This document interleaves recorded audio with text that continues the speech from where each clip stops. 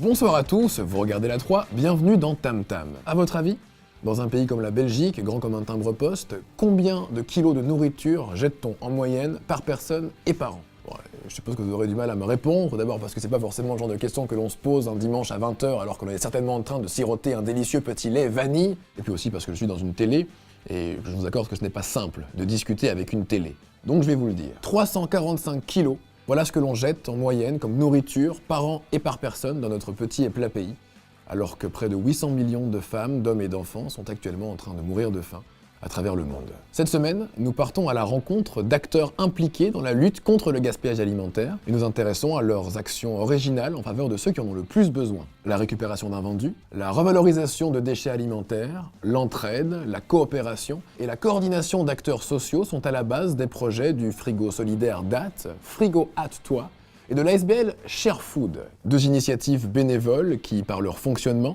sont aussi créatrices de liens sociaux. On regarde.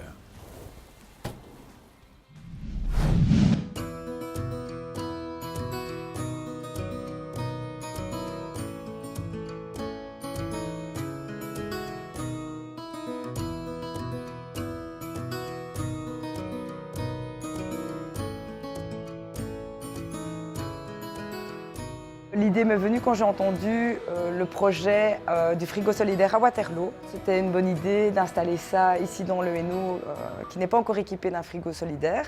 Je suis attoise d'origine et donc évidemment j'ai tout de suite pensé à la région d'Ath. Et donc je me suis mise à la recherche d'un frigo et surtout d'un endroit pour abriter le frigo, en l'occurrence ici l'entrée du CPAS d'Ath.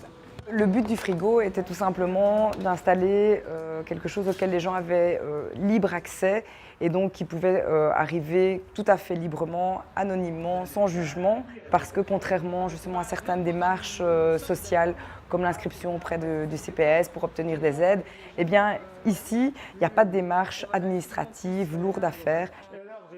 On est quand même à l'entrée du CPS et donc je pense que quelque part, on touche quand même la population qui en a le plus besoin. Ça va faire votre bonheur, hein? Ah oui. Et là, c'est un pain. Là, c'est des petits pains, c'est des viennoiseries. Ah, les viennoiseries. Voilà, vous avez l'embarras du choix. Bon, les viennoiseries, et qu'est-ce qu'on voit? Les deux pêches. Il y a aussi bien des gens qui viennent déposer que des gens qui viennent se servir. Les gens qui viennent déposer des aliments doivent respecter un système d'étiquetage, des dates de péremption, etc. Alors également, ce qu'on a dû mettre sur pied, c'est une équipe de bénévoles qui passe de façon quotidienne pour vérifier et l'état des denrées alimentaires, les dates de péremption, mais également l'état d'hygiène du frigo. Donc aujourd'hui, nous sommes venus avec 2 sacs. Il y avait des viennoiseries, il nous restait des fruits, du pain et de la soupe.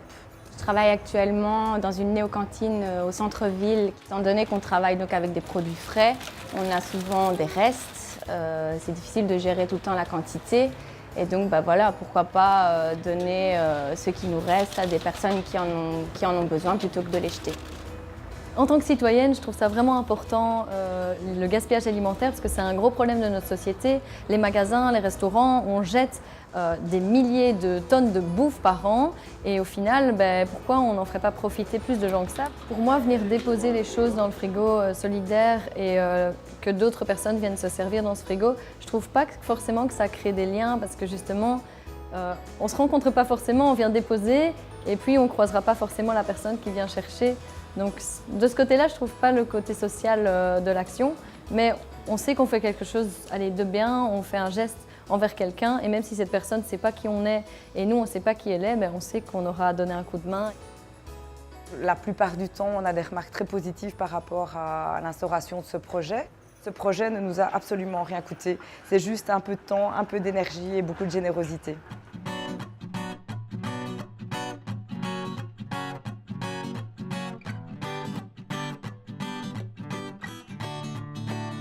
The sun shines bright as it moves across my face. I feel the light and everything is in its place.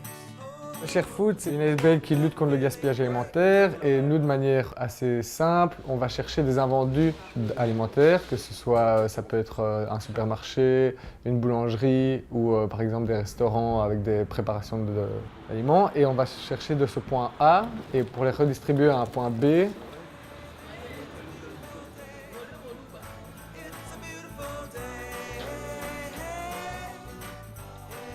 Comment est né ShareFood? C'est parce qu'on finissait tous nos études plus ou moins à la même année et qu'on avait tous eu envie à un moment d'agir, en tout cas dans le monde actuel, avec toutes les inégalités qu'on peut voir au quotidien et même dans le monde entier. Et je pense qu'il y a une envie soudaine de chacun de se mobiliser ensemble. Un de nos amis a eu l'idée de vouloir travailler dans l'alimentaire et contre le gaspillage dans la région bruxelloise. Et on s'est tous motivés. On a voulu faire simplement avec nos moyens, donc notre temps. On fait une petite étude de terrain pour voir un peu qu'est-ce qui manquait. Parce qu'effectivement, il y a plusieurs ASBL qui luttent aussi contre le gaspillage alimentaire. Il y a déjà le SAMU social qui est là depuis longtemps, qui fait un peu la même chose.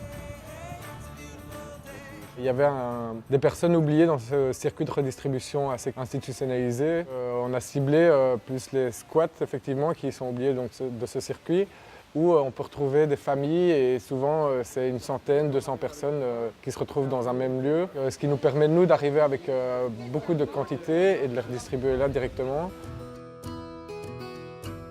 On a fait connaître notre projet à d'autres personnes et donc des bénévoles, pas spécialement des connaissances, mais d'autres personnes se sont intéressées à notre projet et ont voulu aussi aider et mettre la main à la pâte. On travaille principalement par binôme parce que c'est plus gai de le faire à deux, ça facilite les trajets, on parvient à faire les livraisons chaque jour.